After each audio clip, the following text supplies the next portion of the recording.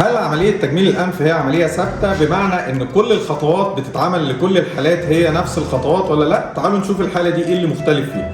صديقنا تعرض إلى كدمة أعلى عظام الأنف أدت إلى كسر في عظام الأنف وأدت إلى عدم تناسق أجزاء الأنف مع بعضها البعض. لو بصينا هنلاقي إن في بروز في ظهر الأنف، كمان أرنبة الأنف في غياب تام للتدعيم أو السبورت، عشان كده بتقع بسهولة أثناء الضحك زي ما احنا شايفين. تعالوا نشوفوا جهاز البيزو أو الموجات الفوق صوتية أو الليزر هيساعدنا إزاي في نحت عظام الأنف وهيدينا نتيجة عاملة إزاي.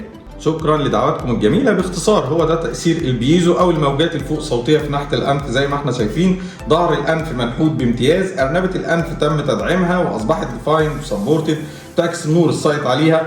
كمان صديقنا تم اصلاح اعوجاج الحاجز الانفي من الداخل بالمنظار، وان شاء الله يستمتع بتنفس افضل وضحك اجمل ان شاء الله. شكرا لك.